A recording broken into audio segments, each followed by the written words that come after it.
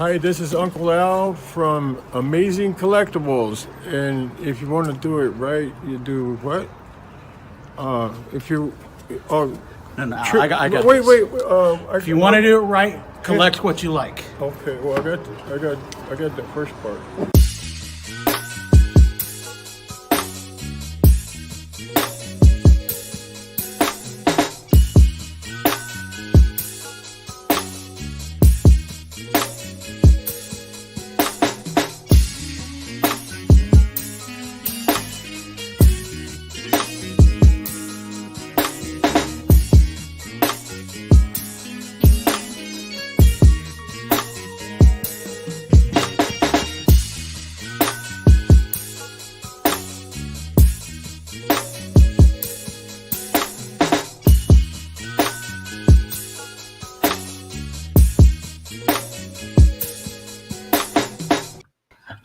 Gotta love that song, man. Just makes you want to roll to a Regal. Listen fast on a Sunday. You guys, welcome. Welcome back to the Team Nerd Herd podcast, where our best advice is if you want to do it right, collect what you like. You're here for episode 3 of Dropping the Mic with your boy Steve, aka Hip Hop Sydney _comics _collectibles, and my brother from another mother, Alonzo. What's going on, Alonzo? Nothing, man. Just got back from the beach, just having a good time, and decided, you know what? I'm gonna come back on this show because I love my boy Steve. So there you go. Right back at you, man. I wouldn't have it any other way, man. So, with that being said, you are with us for a Drop in the Mic segment on an early advanced reading to Witchblood 3 with Vault Comics. All right, guys. So, this is with creative team Matthew Erman, artist Lisa Sterile, colored by Gab Contreras, and then the lettering is through World. Okay, and it's through Vault Comics. So it's an indie title. We know indies are really hot right now. And, I'll be honest, this did not meet my poll. This was not my cup of tea in reading the synopsis. But getting an advanced reading and going backwards and reading these issues, I'm giving it another shot. I'm going through the reading and, that's just what we do, right? Damn right.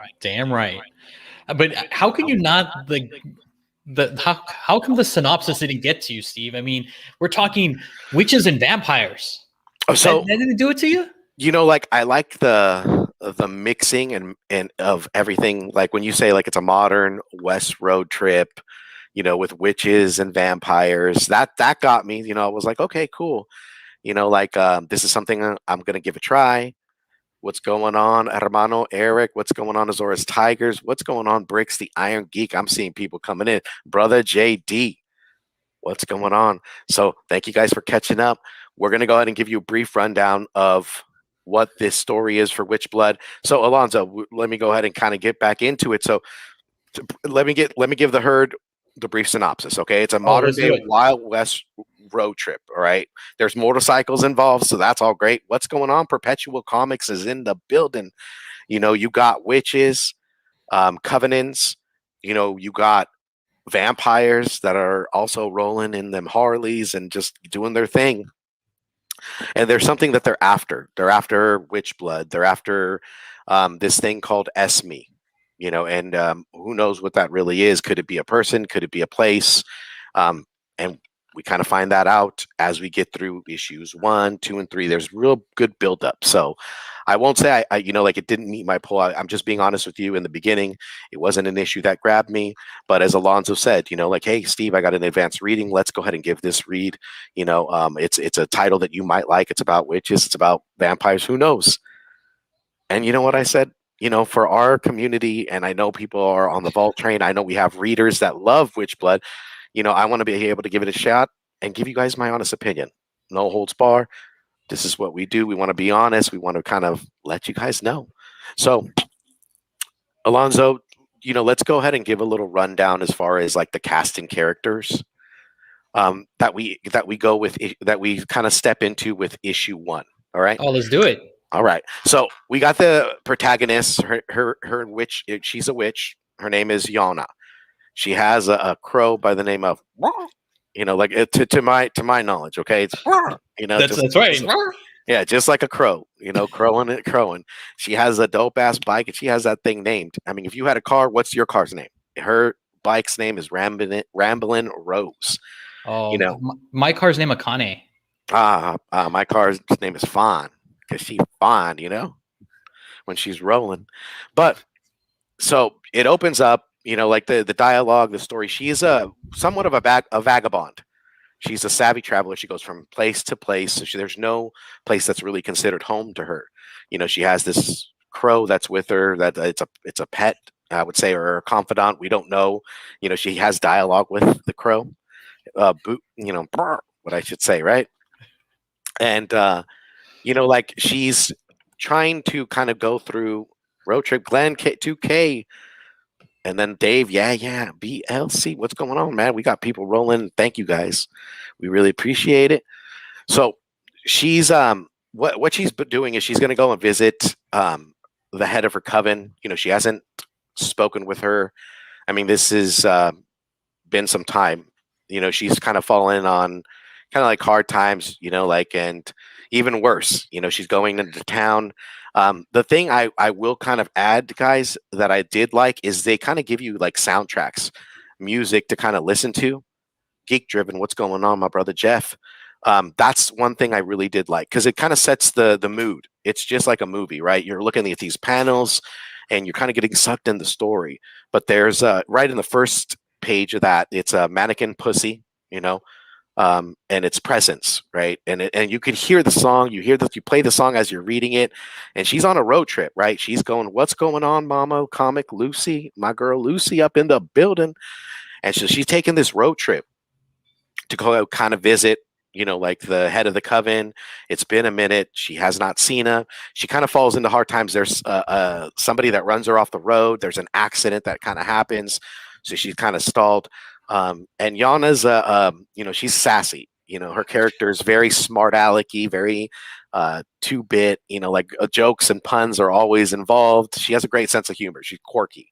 Oh, for sure. Right. So she's going through this, and she gets ran off the road. And like you kind of pan out to what you see is what we know in later issues is a hex hunter. So I guess there's also a group that hunts vampires and witches. And within kind of seeing that, there's world building right there. There's lore, and I think if you're into like tarot card reading or like witchcraft or like vampires, it's not much like as is drafted as horror, but like it's involved. So there's really good character building. You kind of find that you already get characters right in the beginning. There is a little pan out. There's a lot of explanation. Yana gets run off the road. She's going in. To meet who she figures out is, hey, this car ran me off the road.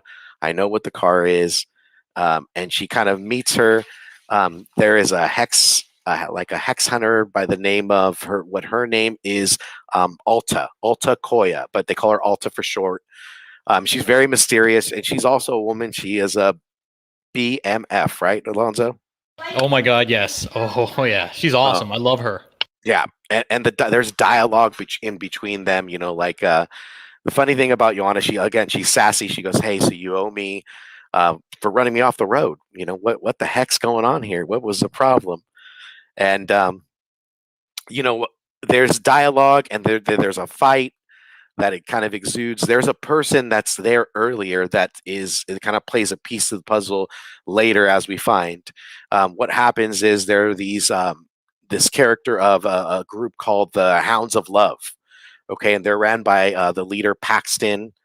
And in later issues, you find who his people are, that he's with. But these vampires are looking for Witchblood. They're looking for this place or person called Esme. And that's what they're looking for the Witchblood. One thing to kind of touch base on is, Yora is immortal. And witches are, right? Alchemy and all types of spells, So I'm sure they're in search for something like that. They're sure like to open up a gate of some sort.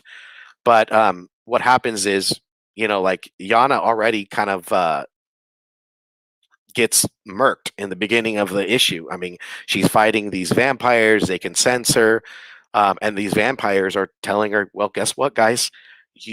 Yora, you're here, but you're going to point us in the right direction to this person. You're going to go ahead and help us out, or we're going to kill you. She fights, and this is the end of this first issue. She gets shot.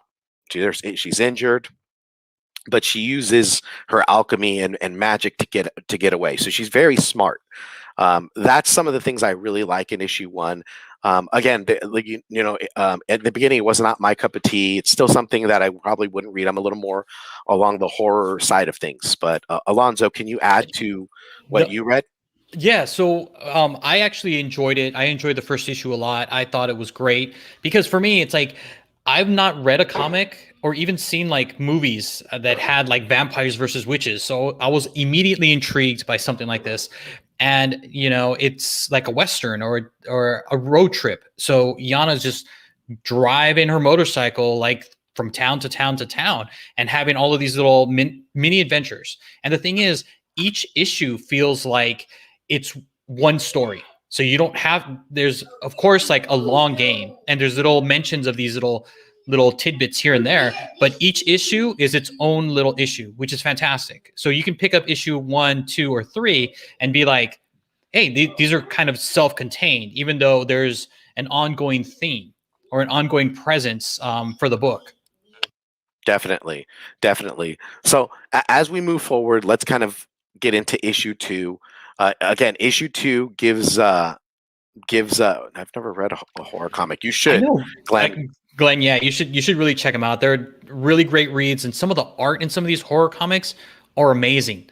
They really catch the tone. Yeah, give it a chance. Just pick up one issue, see if it's your cup of tea. But like Steve mentioned earlier in the show, like just give things a chance. I mean, you kind of never know what you might like it. Definitely. And like to Alonzo's point, I did enjoy the read. Like I will never turn anything down but my collar. I am in full support of our community and the creators that art and the artists that come through it. So you'll never hear something like bad come out of my mouth because I respect their craft. And everybody starts in a position where we all start in the beginning, and then everything kind of works its way as it goes along. So I truly believe in that. So issue 2 closes out with Yora getting shot. She makes it out, and what first comes to mind, her bike is already fixed because she kind of cohorts a gentleman caller over in the town. So she's already gone, and she's trying to go to a friend by the name of Liana. She is also another witch that's in this trailer park, that she's kind of blending in. And she comes in injured. Yelena takes care of her, fixes her up. And in the midst of this, you're seeing the Hounds of Love progress into their mission. They're trying to find this place called Esme, or this person called Esme. Esmeralda probably is what that would be. So I'm guessing it's a person that can open up the gates, or what we call witchblood, which would be probably immortality or something. We're learning as we go along. So you see that pan out, that panel to where the Hounds of Love are at. You see where Yora is. She's getting fixed up, and she wakes up, and her friend greets her and says, hey, like, what happened, what's going on. She kind of gave her a rundown of what had happened, what the Hounds of Love are looking for. She is aware of them as well, and she's kind of just telling her, we need to search for the head of our coven, so you need to go to the head of the coven, or you also need to go to one of the knights, of the coven, who is also, a witch as well. This coven they got some, bad witches, man. That's all I could say. Right, Alonzo? I mean, bad witches. That's right. It's great. I liked issue 2 too. I mean, I thought it was a lot of fun. But you know what though? I want to know more about issue 3. That's what I want to know about. So Steve, what did you think of that issue? Okay, so issue 3 was more exciting to me as we got further down the line. Issue 1 was great. We got a cast of characters. Issue 2 built more on the story. You kind of find out that you find the Hex Hunter, who she is as well. She's also a huntress and amazing, man. So she's kind of in the fray. She's talking to her, group of people as well. So there's three kind of groups that are involved in trying to kind of close out what these how Hounds of Love are doing, what Paxton is up to. So they're not fighting together, but they're fighting the same fight. So it opens up to some kids walking down a suburban block, and they're talking amongst each other, and they're kind of talking about this shed, and some like urban myth or something. They hear like a voice. It's coming from the shed, and they're like, "Do you hear that?" And all of a sudden, you see their faces. Their eyeballs just kind of suck out. Well, I guess this witch, I mean, she is like probably the head of that coven, and she has a bunch of eyeballs that, like, I guess for sight. We don't know what that is just yet. I'm sure we'll find out what kind of a power she draws or whatnot. I would imagine it's sight from, to have many eyes, be able to see in many different places, which would be a good spin. I mean, I would like to kind of see that. I don't know, but I'm always up to see what the author's interpretation would be. All right. So once we see that, it kind of pans out to, Yara kind of reminiscing, because as we closed out on issue 2, she one of her friends passed away, right? She was led to one of the nights. That night got in a fight with the Hellhounds. What's going on? Hood rat, all up in the building. Team Nerd Herd representing. And so, she's kind of dealing with her friend dying. And this is a strong knight, a strong witch that was there. They got defeated immediately, and she's trying to meet up with the head of her coven. And in this case, I think her name is Esme. I think it is Esme, but they also have a different name for her, and she uses her crow companion. That's right. Can you do that again? I think Glenn really enjoyed that sound. Yeah. I mean, that's just my interpretation. That's what I hear in my head. You guys got to set the premise for yourself. I can't do it for you. Right. You can call your boy on Instagram on a message and say, "Hey, just record that for me, so that when I'm reading it, I can hear that." And then you too can have this voice that's in my head. There you go. So one of the things in the second issue that I want to go backwards to is that, again, they add a song for you to play along in your reading, right? Chattanooga. I mean, if you guys watch my Instagram story, you're probably wondering, why is Steve using that music? It's in the story, my friends, and you can interpret it. It sets you in the mood. So let's kind of go back and dive in, cannonball back into issue 3. So you got Yora using her powers. She concocts this, she's like kind of off, right? She figures out like what works for her, right, Alonzo? She doesn't have a certain, foundation. There's just a little of this, a little of that, and boom. Exactly. Like I feel like she's like the MacGyver of witches. I mean, she just uses essentially kind of what's available to create a spell or to do something. I think it's very creative how they do it. And Steve, to your point about the music and the soundtrack, it adds a lot to the book. It really enriches it. Again, to your point, I mean, it's just like it's like you're watching a movie and you're kind of listening to that music in the background while you go panel to panel. Definitely. And so we see Yora track, Isme down, and she's in the shed. They greet each other. This is what I love: the dialogue between her and Esme. They're sisters, right? In a coven, you are sisters for life, right? Just like Alonzo's my brother for life, So what happens is you see this dialogue and you kind of think like, oh my God, what's going to go on? Are they going to fight? They're squaring off, and they kind of greet each other. I haven't seen each other. They're drinking a spot of tea, and there's dialogue there, but they are kind of talking to each other about the Hounds of Love. And, in comes Alta. Alta comes in as well. She comes into the fray, and there's dialogue there. And they're trying to figure out what's going on. They're trying to kind of put the pieces together. And the thing about this book that I did like is that this is where you get a lot more meat, a lot of more character building, a lot of more action.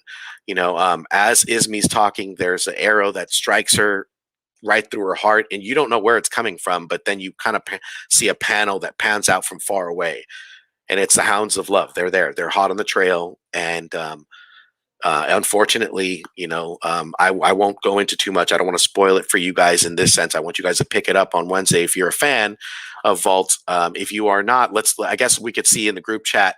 All right, does everybody want to hear what happens at the end, or would you guys want to try it out for yourself? You can go digital, you can go physical.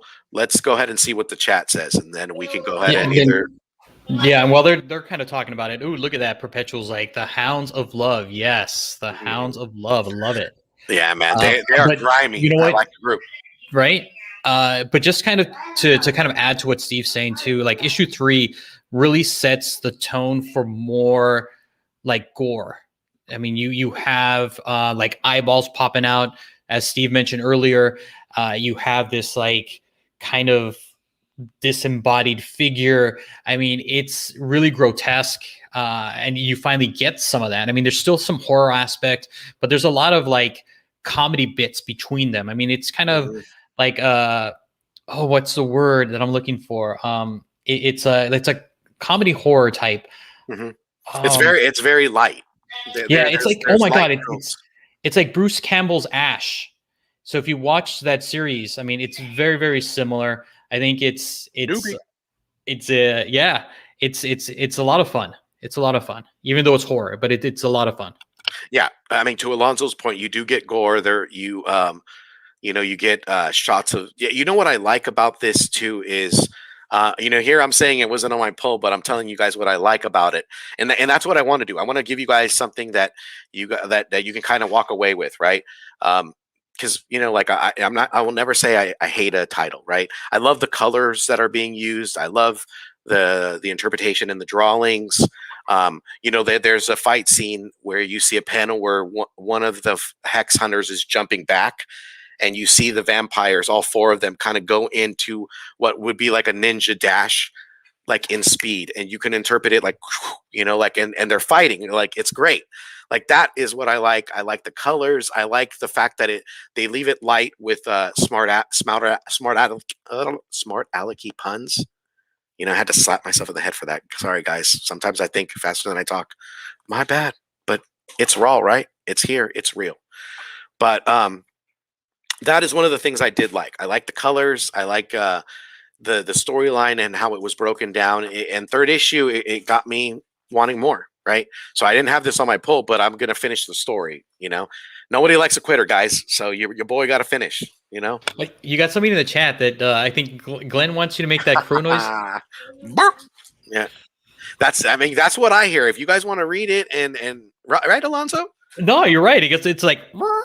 Yeah, that's how the crow, and it's great that they Yana and her they have that like camaraderie, and like don't witches have like a familiar? I think that's her familiar. Like people like have a cat or anything like that, but she has this raven or crow. True. Yes, and I like the crow, man. The crow saves her. In numerous times, man. Like gets her away on the first issue. She's her companion. I mean, who really knows who the crow is? Is there an aura in it? The anime, etc. My anime brother, what's going on? But I think issue 3 is great, just because you get a little more action. There's a quarrel between all 3. One thing I will say is they introduce another character that was introduced in issue 2 that they don't give a name to, and her name is Texas Red. So she's another hex hunter with Alta. So again, what I do like is that they have these groups, these factions that are after each other. And although there's one alternative for the Hounds of Love, and where they're going, you still got, the hex hunters, your vampire hunter D-esque, badass girls, just throwing it down.